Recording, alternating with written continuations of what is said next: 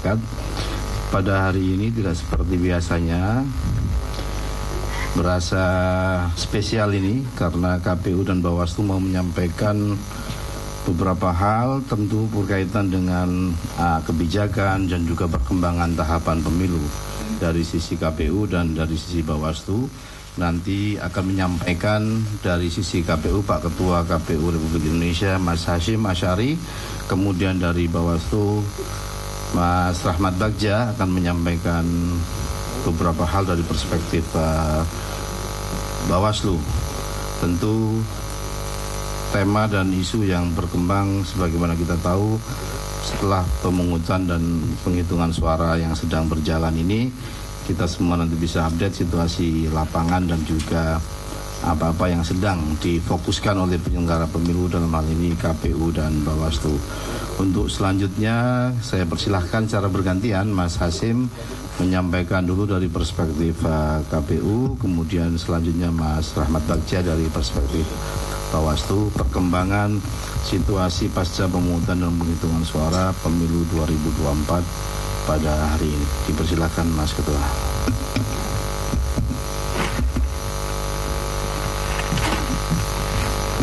Assalamualaikum warahmatullahi wabarakatuh. Selamat sore dan salam sejahtera untuk kita sekalian. Yang saya hormati Mas Rahmat Bagja, Ketua Bawaslu Republik Indonesia. Yang saya hormati para anggota KPU yang berkesempatan hadir pada kongres ini. Dari ujung yang paling kanan Mas Parsadana Harahap, Mas Yudanto Sudrajat, Mas Idam Holik, Mas Muhammad Afifuddin, Mbak Betty Epsilon Idrus, dan Mas Birnat, Sekjen KPU. Pada kesempatan ini kami akan menyampaikan beberapa update perkembangan, dan juga nanti Mas Bagja juga akan menyampaikan update perkembangan dan apa-apa yang disampaikan oleh Bawaslu nanti akan kami respon berikutnya. Bapak Ibu sekalian, yang pertama pasca pemungutan penghitungan suara. Kalau penghitungan suara itu kan harus selesai pada hari yang sama dengan hari pemungutan suara, yaitu 14 Februari 2024 jam 24. Dalam hal penghitungan suara di TPS belum selesai, itu dapat dilanjutkan dalam waktu 12 jam ke depan, sehingga dapat dilanjutkan sampai dengan tanggal 15 Februari 2024 atau hari ini sampai dengan jam 12 tadi ya. Berarti kan penghitungan suara secara waktu sudah selesai. Nah, sehubungan dengan itu diantaranya beberapa hal yang perlu kami sampaikan. Yang pertama adalah soal pemungutan suara ulang. Sebagaimana yang kami sampaikan tadi malam, kami masih menghimpun laporan-laporan dari KPU Provinsi, KPU Kabupaten Kota sehubungan dengan situasi-situasi yang dapat menjadi alasan dilakukannya pemungutan suara ulang. Nanti juga teman-teman Bawaslu melalui Mas Bagja, Ketua Bawaslu, juga akan menyampaikan temuan-temuannya yang nanti akan kami respon, sehingga sama-sama kita klarifikasi atau cross check antara data laporan dari KPU dan juga data temuan dari Bawaslu. Karena pada dasarnya untuk dapat dilakukan pemungutan suara ulang itu mekanismenya adalah rekomendasinya oleh Panwascam ya. Panwascam yang bekerja ruang lingkupnya ada TPS yang potensial dilakukan pemungutan suara ulang. Kemudian rekomnya Panwascam disampaikan kepada PPK dan PPK melaporkan kepada KPU Kabupaten Kota. Menurut Undang-Undang Pemilu, pemungutan suara ulang itu yang memutuskan perlu atau tidaknya itu adalah KPU Kabupaten Kota. Tentu saja bisa karena penilaiannya sendiri, bisa juga karena rekomnya Bawaslu. Misalkan sebagai contoh ya, ada laporan dari KPU NTB misalkan, proses penghitungan suara begitu calonnya ada yang kalah, caleg ya, kemudian timnya ngamuk dan kemudian merusak situasi yang ada di situ. Itu hanya kan dokumen-dokumen yang entah surat suara, kemudian formulir menjadi problem, sehingga hal seperti ini juga sangat mungkin dilakukan pemungutan suara ulang. Tapi kalau memang dokumennya ada dan kemudian diakui oleh saksi-saksi yang lain, tentu itu kita anggap sah dan kemudian dilanjutkan dengan rekapitulasi di tingkat kecamatan. Kemudian yang kedua, soal pemungutan penghitungan suara pemilu 2024 khususnya yang dilaksanakan oleh PPLN, Panitia Pemilihan Luar Negeri Kuala Lumpur. Saudara sekalian, pemungutan suara atau pemilu di luar negeri itu dilaksanakan oleh Panitia Pemilihan di luar negeri. Ada 128 perwakilan PPLN. Untuk di Malaysia sendiri itu ada 6 PPLN. Nah, ini yang mendapatkan sorotan adalah Kuala Lumpur karena memang pemilihnya besar dan berbatasan langsung dengan Indonesia. Nah, teman-teman Bawaslu kemarin sudah menyampaikan hasil temuan dan kajiannya dan kemudian menerbitkan rekomendasi. Nanti detailnya Mas Bagja sebagai Ketua Bawaslu akan menyampaikan dan kami akan respon. Kalau menurut rekomendasi Panwaslu Kuala Lumpur itu direkomendasikan untuk penghitungan suara untuk 2 metode, yaitu kotak suara keliling dan metode pos, itu dihentikan dulu, tidak diikutkan dalam penghitungan suara. Jadi kalau PPLN Kuala Lumpur mulai tanggal 14-15 itu melakukan penghitungan suara, itu yang boleh hanya untuk metode TPS atau TPS-LN, TPS luar negeri. Untuk metode pos dan metode KSK dihentikan dulu, tidak diikutkan. Untuk metode KSK sesungguhnya penghitungan suara juga bersamaan dengan metode TPS-LN, yaitu 14 dan 15 Februari 2024. Nah, untuk metode pos itu jadwalnya dihitung untuk metode pos 15 sampai 22 Februari. Sekali lagi, untuk 2 metode itu dihentikan dulu, tidak diikutkan karena ada temuan-temuan yang sebenarnya KPU sendiri sudah mengetahui ada situasi yang secara prosedural dan kebetulan apa yang jadi yang diketahui oleh KPU dan juga ditemukan Bawaslu ini sinkron, sehingga kemudian nanti situasinya potensial untuk metode pos dan metode KSK kotak suara keliling khusus di Kuala Lumpur akan dilakukan pemungutan suara ulang. Detail-detail dan kemudian mekanismenya kami di KPU Pusat akan mempersiapkan segala sesuatunya, tentu saja nanti berkoordinasi dengan Bawaslu. Yang ketiga, saudara sekalian, soal penghitungan suara. Jadi di dalam penghitungan suara di TPS kemarin ada di beberapa tempat sebagaimana yang tadi malam kami sampaikan dan juga teman-teman Bawaslu sampaikan, terdapat surat suara yang tertukar ya. Nah, dalam situasi ini yang pertama, dalam hal terdapat surat suara yang tertukar dengan surat suara dari daerah pemilihan lainnya dan telah tercoblos oleh pemilih, maka sikap kami yang pertama adalah untuk surat suara pemilu anggota DPR, DPRD Provinsi, DPRD Kabupaten Kota dinyatakan sah untuk menjadi atau dihitung sebagai suara partai. Nah, kalau yang kedua, kalau surat suara DPD dari daerah pemilihan provinsi lain dinyatakan tidak sah karena masing-masing provinsi atau masing-masing dapil calonnya beda-beda. Tapi kalau yang pemilu DPR, DPRD kan peserta pemilunya sama, partai politik. Kemudian peristiwa itu dicatat di dalam formulir berita acara, formulir kejadian khusus untuk menunjukkan bahwa ada situasi yang kemudian ada kejadian khusus di TPS-TPS tersebut. Kemudian yang keempat, pemungutan suara ulang dan lanjutan untuk yang di dalam negeri. Sebagaimana kami sampaikan, ada beberapa hal, setidak-tidaknya 2 yang jadi alasan. Yang pertama karena bencana alam banjir masih tergenang dan juga ada pengerusakan terhadap logistik yang disiapkan untuk pemungutan suara sehingga belum tersedia, atau juga setelah penghitungan suara ada yang ribut di TPS.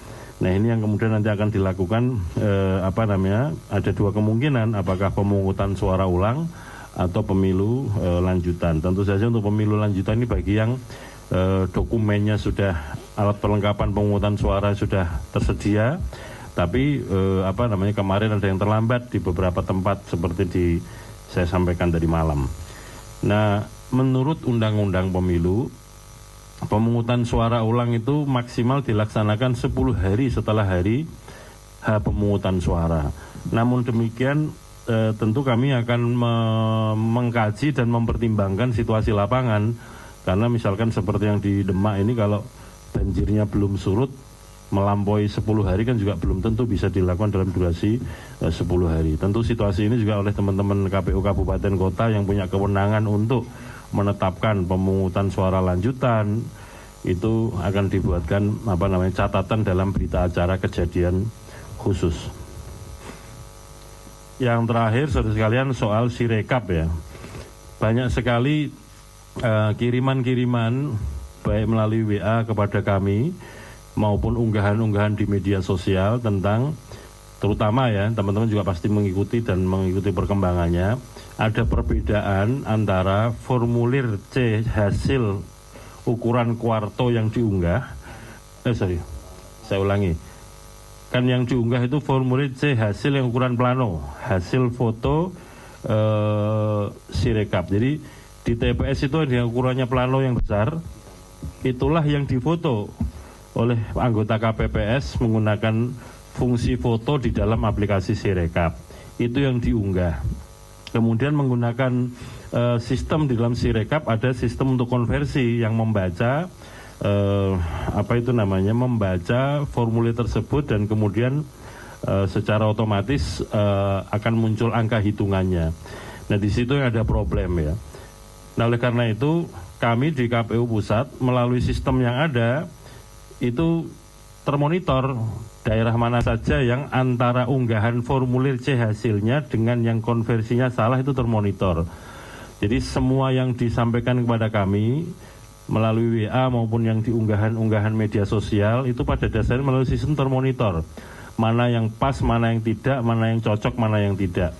Dalam situasi ini kan bukan soal sementara ini yang kami ketahui atau yang kami dapatkan laporan itu adalah, atau juga respon dari teman-teman jurnalis kepada kami, itu adalah formulir yang diunggah itu nampaknya kan dari segi penjumlahan atau penghitungannya belum ada laporan yang salah.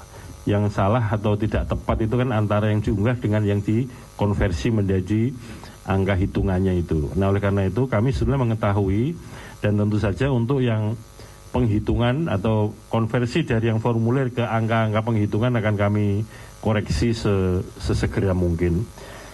Pada dasarnya begini, saudara sekalian, patut kita syukuri bahwa Sirekap ini bisa bekerja.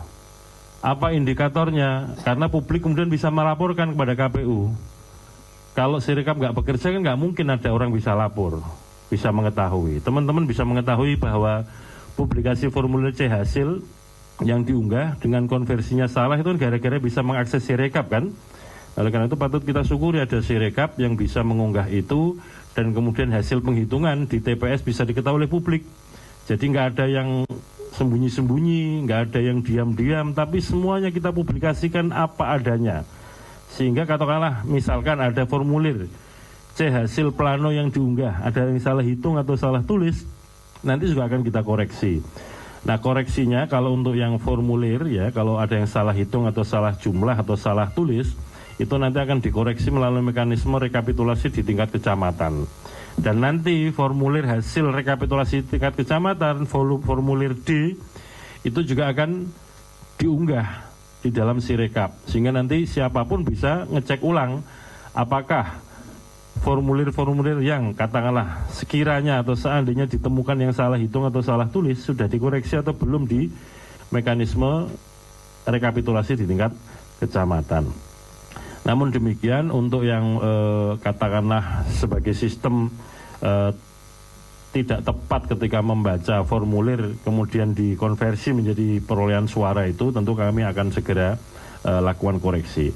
Tapi publikasi formulir C hasil akan kita lanjutkan terus supaya apa? Publik mengetahui terus menerus sampai batas akhir, dalam arti formulir C hasil yang ukurannya plano itu bisa diunggah semua dan diketahui oleh semua pihak. Jadi teman-teman jurnalis, para pemilih, para peserta pemilu bisa mengakses itu melalui link website yang kita siapkan, bisa dibaca di tingkat TPS dan kemudian bisa di-download, sehingga boleh dikatakan ya alhamdulillah patut kita syukuri Sirekap berjalan. Sekali lagi, kalau tidak ada Sirekap tentu situasinya gelap. tidak bisa kita ketahui perolehan suara sesungguhnya berapa yang kemudian ditulis di dalam formulir dan kemudian diunggah ke Sirekap.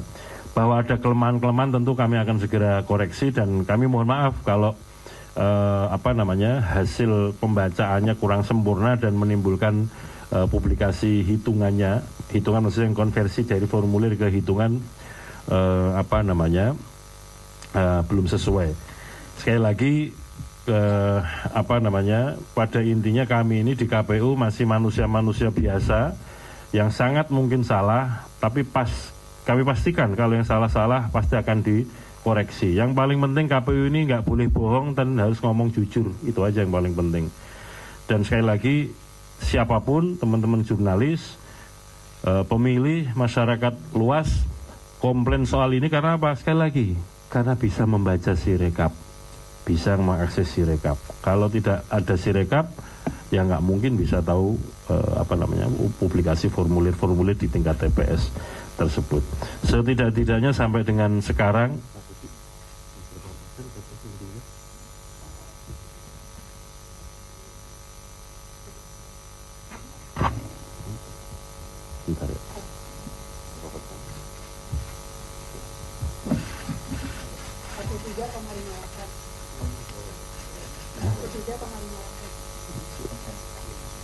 saya kira kita sama-sama bisa memperhatikan sampai dengan saat ini jam 15.50 untuk publikasi Sirekap terhitung sampai 15 Februari 2024 jam 15.30 23 detik progresnya adalah yang sudah diunggah 358.775 TPS dari total TPS 823.236. Saya ulangi lagi, yang sudah diunggah 358.775 dari 823.236 TPS atau setara dengan 43,58%. Jadi pada prinsipnya unggahan formulir C hasil plano yang ada di TPS tetap kita lanjutkan melalui Sirekap. Hanya saja nanti untuk yang konversi-konversi yang kebetulan sistem membacanya kurang akurat atau kurang tepat, nanti akan kita lakukan koreksi supaya sesuai dengan apa yang formulir yang diunggah. Tidak ada niat manipulasi, tidak ada niat untuk mengubah hasil suara, karena pada dasarnya formulir C hasil yang plano diunggah apa adanya, sebagaimana situasi yang diunggah oleh teman-teman KPPS. Itu bisa kita monitor, bisa kita saksikan bersama-sama. Saya kira demikian sementara dari KPU. Selanjutnya kami persilahkan Mas Rahmat Bagja, Ketua Bawaslu. Saya kembalikan Mas Afif yang memimpin konferensi ini. Assalamualaikum warahmatullahi wabarakatuh. Teman sekalian, nanti pertanyaannya sekaligus ya setelah Mas Ketua Bawaslu. Ini untuk informasi, sedianya teman-teman anggota Bawaslu juga membersamai, cuman karena diantara kewenangannya itu juga memproses laporan ataupun temuan, kalau tidak salah tadi disampaikan sedang ada persidangan juga di Bawaslu, sehingga kami berbagi peran. Akhirnya Pak Ketua datang sendiri, yang lain harus sidang, begitu. Silakan Mas Bagja untuk menyampaikan hasil pengawasan dan lain-lain. Terima kasih Mas Afif. Alhamdulillah. Assalamualaikum warahmatullahi wabarakatuh. Selamat sore, salam sejahtera untuk kita semua.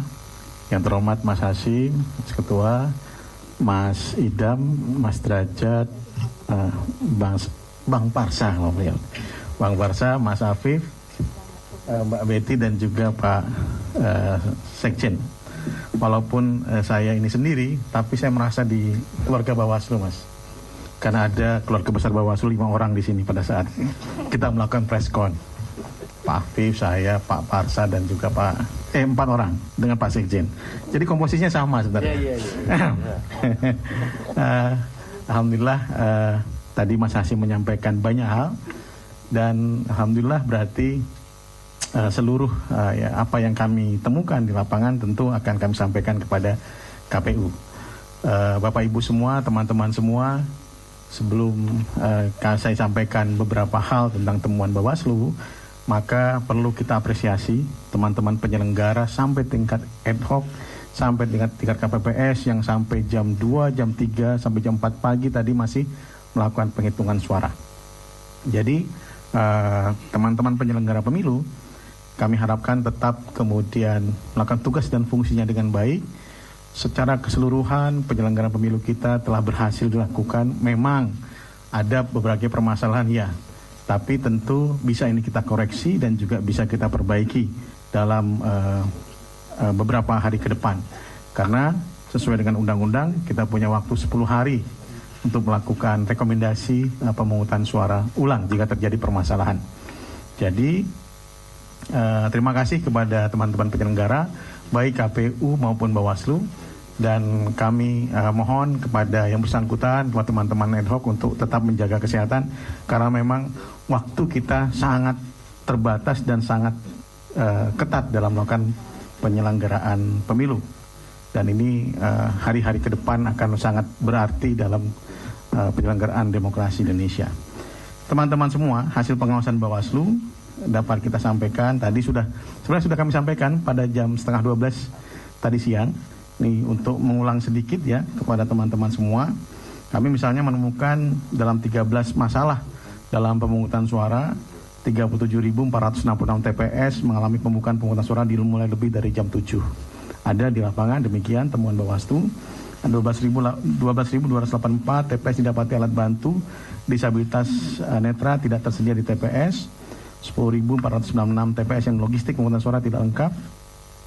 8.219 TPS yang didapati adanya pemilih khusus yang menengah hak pilihnya tidak sesuai dengan domisili KTP. Ada 6.084 TPS yang tertukar. Ini juga kami atas permasalahan tersebut bersama dengan KPU, untuk yang tertukar kami sudah menyepakati surat edaran bersama. Untuk yang dapil tertukar maka dianggap sah jika dicoblosnya di baik di partai politik maupun di nomor urut. Jadi kami ini juga bukan perintah kepada teman-teman Bawaslu di tingkat ad hoc dan juga untuk dicatatkan, tidak lupa untuk dicatatkan dalam kejadian khusus ya. Kemudian alhamdulillah ini sudah kita tantangin pada hari ini dan kita akan sampaikan ke teman-teman di tingkat ad hoc. Kemudian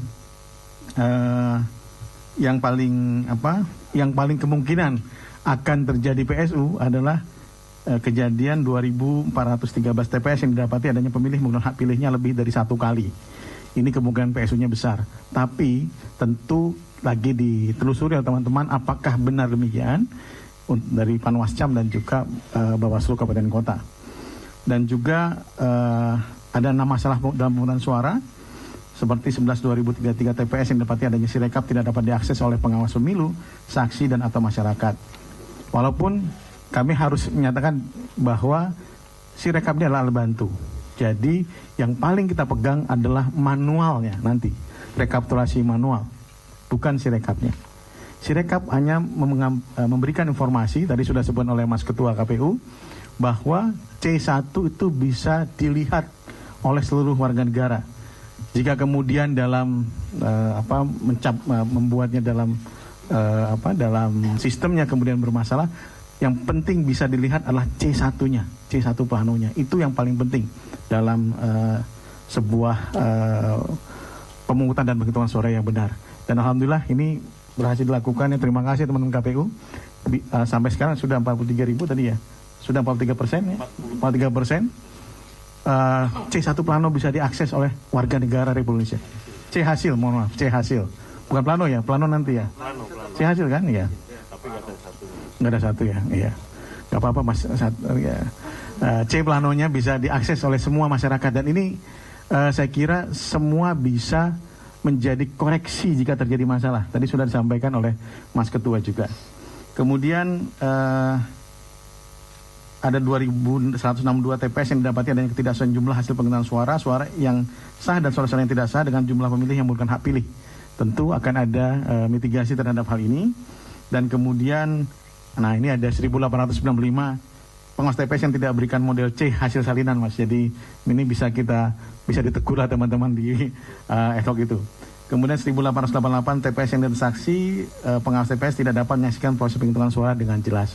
Kenapa? Karena di PKP sendiri ketika penghitungan harus terang dan kemudian tidak kondisinya tidak gelap, dan ini yang harus kita pakai standarnya dalam penghitungan suara. Karena surat suara itu harus kalau di terawang kan, ini benar dicoblos atau tidak. Sehingga kemudian dalam proses itu didapatnya banyak media sosial yang beredar, ini sudah tercoblos. Oke. Kemudian akhirnya mitigasinya apa? Surat suara rusak. Dan kemudian pemilih dapat tetap menyalurkan hak konstitusionalnya untuk memilih jika terdapat kondisi-kondisi demikian.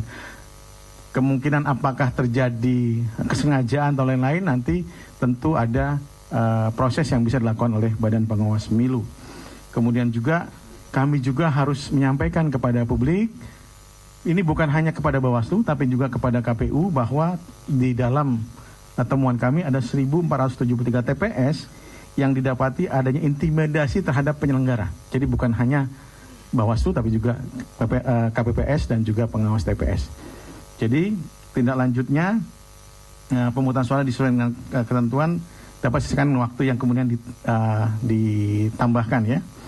Kemudian juga atau disesuaikan dengan peraturan perundang-undangan. Nah, beberapa hal ini telah kami sampaikan kepada KPU, dan sebentar lagi rekomendasi yang tadi dibuat oleh teman-teman Panwascam akan kita tunggu. Karena kami punya waktu 10 hari dan insya Allah tidak menggunakan waktu sampai dengan 10 hari. Kami lagi mempercepat proses di teman-teman Panwas Kecamatan. Kami juga ada namanya Siwaslu, tapi mohon maaf, Siwaslu adalah sistem tertutup bagi Bawaslu sehingga tidak bisa dibuka ke publik. Ya, jadi hasilnya yang bisa kemudian kami sampaikan. Hasil tadi kondisi-kondisi yang ada sekitar berapa ribu masalah, misalnya tadi ada keterlambatan di 37.000 TPS, misalnya itu hasil dari Siwaslu. Tapi hasil yang lain-lain tentu menjadi bahan bagi Bawaslu untuk kemudian menindaklanjuti dan menangani pelanggaran ke depan. Berbeda dengan Sirekap harus dibuka untuk publik. Kalau kami harus ditutup Siwaslu, karena yang punya kewenangan dan punya tugas adalah teman-teman Komisi Pemilihan Umum. Teman-teman, tadi juga ada tentang masalah pemungutan suara dan penghitungan di Kuala Lumpur. Kami meneruskan surat dari Panwas Kuala Lumpur yang intinya adalah untuk tidak menghitung hasil pemungutan suara dengan metode pos di seluruh wilayah Kuala Lumpur. Kemudian tidak menghitung hasil pemungutan suara dengan metode kotak suara keliling di seluruh wilayah Kuala Lumpur. Melaksanakan pemungutan suara ulang dengan metode pos dan kotak suara keliling. Kemudian pelaksanaan pemungutan suara ulang seperti masuk huruf C didahului dengan pelaksanaan pemutahiran daftar pemilih untuk metode pos dan KSK. Kemudian tidak menetapkan seluruh pemilih yang telah memberikan suara di tempat pemungutan suara Kuala Lumpur sebagai pemilih pada pemungutan suara ulang dengan metode pos dan kotak suara keliling karena mereka sudah memilih di TPS. Kemudian mengevaluasi metode pos dengan pemilihan metode lain guna menghindari kesalahan atau kejadian yang sama. Dan kami sudah sampaikan bahwa tugas ini adalah tugas kita bersama. Bukan hanya tugas ansih KPU Republik Indonesia, tapi tugas juga dari pemerintah Republik Indonesia, baik dari Kementerian Luar Negeri, Kementerian Dalam Negeri, Kementerian Tenaga Kerja. Karena pendataan warga negara adalah tugas pemerintah dan kemudian pemutahirannya oleh KPU. Dan kami berharap karena metodenya itu pemutahiran data pemilih tentu tidak bisa kemudian sama dengan pemungutan suara ulang dengan hanya membuka atau membuat hari pemungutan suara. Karena agak berbeda, oleh sebab itu ada hal-hal yang perlu kita bicarakan kembali untuk bagaimana melakukan mitigasi terhadap metode pos dan KSK. Dan kami berharap, alhamdulillah kerjasama dengan baik juga dengan Kemenlu dan juga Kemendagri dan juga Kemenaker Tenaga Kerja untuk kemudian bersama-sama melakukan kembali pemutahiran data pemilih atau pemutahiran warga negara yang ada di Kuala Lumpur, sehingga ini dapat menjadi sebuah evaluasi terhadap penyelenggaraan pemungutan suara beberapa satu atau dua pemilu sebelumnya. Saya dan Mas Hasim dulu seperti rendezvous ketemu lagi di Kuala Lumpur dengan hampir waktu yang sama gitu. Jadi kami mengharapkan ini bisa kita lakukan, dan kami berharap juga KPU nanti Mas Hasim, Mas Ketua dan anggota bisa turun langsung. Nanti kita dampingi juga dari Komisioner Bawaslu untuk melakukan pemutahiran data pemilih minimal melakukan supervisi dan juga mungkin menempatkan eselon 1, eselon 2 untuk memantau terus nanti jika terjadi pemutahiran data pemilih dari KPU untuk ditempatkan dulu di sana sekitar seminggu 2 minggu untuk kemudian membantu teman-teman PPLN dalam melakukan pemutahiran data pemilih. Sekali lagi ini yang bisa kami sampaikan kepada teman-teman KPU, semoga bisa ditindaklanjuti dan kami berterima kasih kepada seluruh penyelenggara baik tingkat pusat dan sampai dengan TPS yang telah menyelenggarakan pemilihan umum, tahapan pemungutan dan penghitungan suara yang kemudian baru selesai juga pada hari ini untuk penghitungan suara. Terima kasih banyak, semoga ini menjadi amal baik untuk membangun demokrasi di Indonesia. Walaupun ada catatan, ya ada masalah, ya dan itu sekarang kita akan selesaikan baik dari KPU maupun dari Bawaslu. Sekali lagi terima kasih. Assalamualaikum warahmatullahi wabarakatuh. Terima kasih Mas Ketua Bawaslu, Mas Rahmat Bagja atas hasil-hasil pengawasan dan juga informasi seputar rekomendasi yang disampaikan Bawaslu, terutama kaitannya dengan pemungutan suara di Kuala Lumpur yang metode pos dan KSK, yang kami di KPU tidak hanya terkait dengan rekomendasi tersebut, rekomendasi lainnya juga pasti akan kami kaji dan tindak lanjut. Itu komitmen dari kami di penyelenggara untuk menjaga pemilu ini, bahwa pemilu ini tidak hanya hajatan yang diurus oleh KPU. Teman-teman pengawas menemukan sejumlah pelanggaran, katakanlah temuan-temuan di lapangan, akan kami konfirmasi ke jajaran kami. Intinya kami ingin penyelenggara kompak, solid, dan juga pada satu sisi kami juga akan menerima masukan catatan atas praktek-praktek yang dianggap tidak sesuai dengan aturan. Teman-teman sekalian, sebelum tanya jawab, saya tahu di grup jurnalis yang tergabung di grup KPU banyak yang mengirim foto seputar Sirekap, capture situasi-situasi yang terjadi. Jadi di forum yang penting dan baik ini kami akan memberi penjelasan. Bu Betty Epsilon Idrus akan memberi penjelasan terkait hal-hal yang menjadi trending topik di grup-grup di media sosial. Silakan Mbak Betty. Tes. Baiklah Pak Afif. Jadi aku. Bismillahirrahmanirrahim. Assalamualaikum warahmatullahi wabarakatuh. Mas Ketua, baik Ketua KPU maupun Ketua Bawaslu, para anggota, Pak Sekjen. Saya diminta oleh Mas Ketua KPU bicara tentang beban kerja KPPS dan Sirekap pemilu tahun 2024. Sebenarnya sudah saya pernah ceritakan pada forum sama di ruangan ini terkait dengan bagaimana Sirekap bekerja dari sisi data dan informasi. Pertama, KPPS setelah melakukan pelayanan pemilih di TPS, yaitu melayani pemilih, lalu kemudian melakukan penghitungan dan mencatat, mendokumentasikan hasil di C Plano yang disaksikan secara bersama-sama dengan para saksi dan pengawas TPS, diminta untuk memfoto C Plano hasil yang kemudian ditangkap di Sirekap. Untuk KPPS, Sirekap akan menggunakan Sirekap Mobile, yaitu menggunakan Android yang dimiliki oleh KPPS itu sendiri.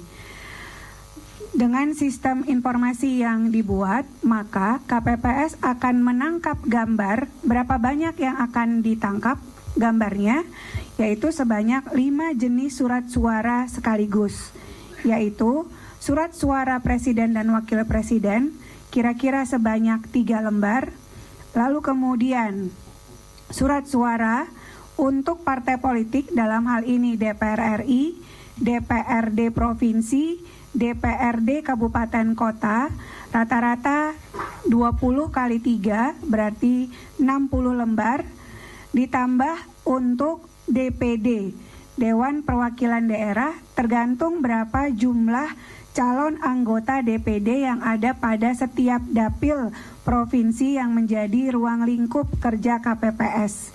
Jadi rata-rata setiap KPPS akan melakukan pendokumentasian sejumlah 70 sampai 80 lembar yang akan difoto, dan agar tidak tertukar antara satu foto dengan foto yang lain untuk setiap jenis pemilu, maka teknologi yang digunakan adalah menggunakan yang disebut dengan April Tag.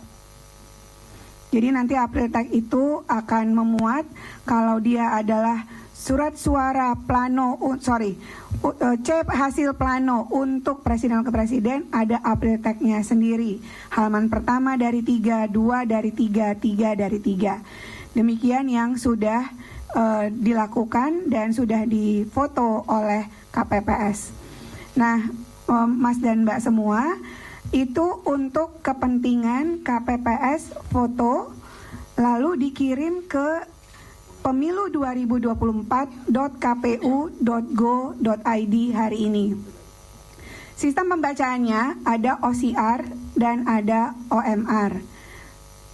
Optical, O-nya optical, R-nya recognition, M-nya marking, lalu kemudian C-nya ada karakter.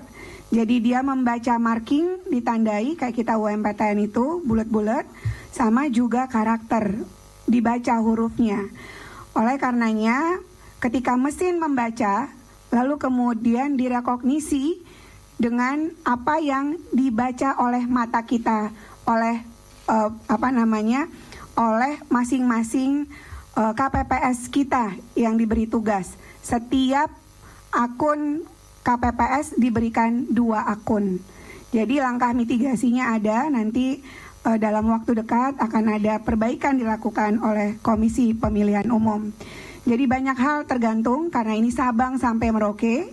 Tadi sudah sampaikan Ketua, alhamdulillah Sirekap kalau kita update, alhamdulillah tidak terjadi lemot. Itu bisa diupdate. Lalu kemudian bisa dilihat.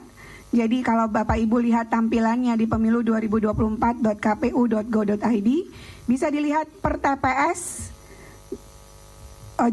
per jenis pemilu dulu, lalu kemudian per TPS, lihat image-nya, itu bisa dilihat. Kalaupun ada kesalahan, kami sudah melakukan rekap berapa jumlah dari seluruh TPS yang sudah dilakukan upload oleh KPPS kita. Langkah mitigasi sudah akan dilakukan oleh tim kesekjenan. Nah, Bapak Ibu sekalian, ada produksi kedua bahwa untuk setiap KPPS salinan C plano pun bisa dikeluarkan dalam bentuk PDF, diberikan pada para saksi dan pada pengawas TPS. Bentuknya seperti apa PDF itu? Jadi ketika ada di handphone mereka, maka PDF akan berisikan capture dari kelima jenis pemilu, di mana masing-masing PDF akan memuat foto C planonya. Jadi kalau misalnya PDF untuk C hasil presiden, maka akan memuat foto dari ketiga pasangan calon kita, image C planonya. Di bawahnya rekapitulasinya. Lalu akan ada kata-kata sesuai tak sesuai, sebagaimana apa yang dilihat baik oleh mesin maupun oleh mata kita. Jadi secara terbuka, secara gamblang itu prinsip-prinsip transparansi sudah disiapkan secara sistem. Bapak Ibu sekalian, itu yang bisa saya sampaikan tadi untuk publik, bisa dilihat oleh semua orang. Sekali lagi di pemilu2024.kpu.go.id untuk kepentingan para saksi dan pengawas TPS. Kita siapkan juga PDF-nya dan akan diberikan oleh KPPS ketika selesai hasil penghitungan suara. Satu lagi, Bapak Ibu sekalian, bagi daerah yang tidak tercoverage oleh internet, maka Sirekap juga disiapkan Sirekap online dan Sirekap offline, sebagaimana e-coklit pernah kita praktekkan. Bagi wilayah yang punya online, maka persis dia merekam, mendokumentasikan, dia klik sesuai, langsung nyampai ke server KPU. Tapi jika tidak punya coverage internet, ketika sudah ada di handphone masing-masing KPPS, kotak bergerak dari TPS ke kecamatan melalui PPS. Ketika ada internet, maka seketika akan terunggah ketika ada internet di wilayah itu. Jadi mitigasi terkait dengan itu sudah dilakukan. Mitigasi berikutnya adalah jikapun sampai dengan kotak naik tidak ada, maka PPK sudah juga disiapkan fitur untuk memfoto C plano apabila masing-masing TPS tidak menyiapkan atau tidak tersedia foto C planonya di lapangan. Jadi Bapak Ibu sekalian, itulah cara Sirekap bekerja dengan beban kerja masing-masing dari tingkat KPPS dan PPK. Saya rasa demikian Mas Ketua dan Mas Afif. Billahi taufiq wal hidayah. Assalamualaikum warahmatullahi wabarakatuh.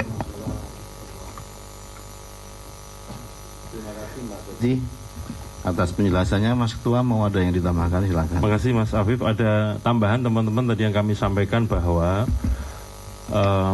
laporan tentang unggahan Sirekap yang hasil konversinya berbeda dengan yang formulir yang diunggah itu, baik itu melalui media sosial, melalui WA, kami tentu saja mengucapkan terima kasih atas segala masukan, catatan. Dan sekali lagi tentu kami nanti akan melakukan koreksi-koreksi. Nah, berdasar dan kami juga menyampaikan tadi bahwa sebetulnya di dalam sistem atau Sirekap mengenali bahwa hasil konversi itu ada yang salah atau tidak tepat dengan data dalam hitungan maupun penulisan di dalam formulir yang diunggah itu. Di dalam sistem Sirekap yang ditemukan itu ada 2.325 TPS. Saya ulangi ya, 2325 TPS yang ditemukan antara konversi hasil penghitungan suaranya dengan yang formulir diunggah itu berbeda. Nah, tentu ini menunjukkan bahwa Sirekap sendiri sebagai sistem mengenali ada yang tidak tepat atau tidak sama antara apa yang hasil konversinya dengan ini. Sampai saat ini, sebagaimana kami sampaikan tadi, yang sudah diunggah itu 358.775 TPS atau 358.775 TPS yang sudah diunggah. Nah, dari angka 2.325 temuan TPS yang salah konversinya tadi atau tidak tepat konversinya tadi atau formulir yang tidak terbaca by system secara tepat, sehingga kemudian model hitungan konversinya menjadi tidak tepat juga. Itu kalau dibandingkan dengan yang sudah diunggah 358.775 itu kurang lebih 0,64% atau di bawah 1%. Sebenarnya bukan soal persentasenya yang ingin kami sampaikan. Yang ingin kami sampaikan, ingin kami tegaskan bahwa sistem Sirekap mengenali kalau ada salah hitung atau salah konversi atau sistem kurang tepat untuk membaca formulir yang sudah diunggah itu, sehingga kemudian konsekuensinya dalam konversinya menjadi tidak tepat. Saya kira itu Mas Afif tambahan. Terima kasih. Terima kasih Mas Ketua atas penjelasannya. Kalau nggak ada pertanyaan saya tutup. Ada pertanyaan nggak? Kirain cukup ya. Kita buka 3 penanya ya. Kanan kiri. Kiri dulu. Itu yang tengah Mas kakak. Terus belakang siapa namanya? Oh, dari Kuala Lumpur. Baik. Kemudian nanti sebelah kanan 3 sekaligus saja ini biar dirangkum jawabannya. Sebelah kanan Mas Iqbal sama Mbak Forum Keadilan. Satu lagi bisa ada loh kota. Oke, baik, ada 5 penanya, silakan Mas Vito temennya sebelah kiri-kiri tadi diwakili sekalian dirangkum. KPU melayani. Silakan. Selamat sore pimpinan semuanya, izin Vito dari kompas.com. Kalau saya mau tanya soal Sirekap, kalau sebelah saya nggak tahu nanya apa dia nanti nih. Yang pertama mau tanya soal, tadi kan Mas Hasim sudah sebut ada 2.325 TPS yang terjadi error, Sirekapnya tidak sesuai konversi. Tapi kan yang menjadi masalah juga jumlah selisihnya gitu Mas, dari yang di C Plano sama di Sirekap itu selisihnya berapa? Apakah itu juga sudah terpetakan gitu? Kalau sudah, berapa selisih suara yang ditemukan KPU antara C hasil Plano dengan yang terinput di Sirekap? Masih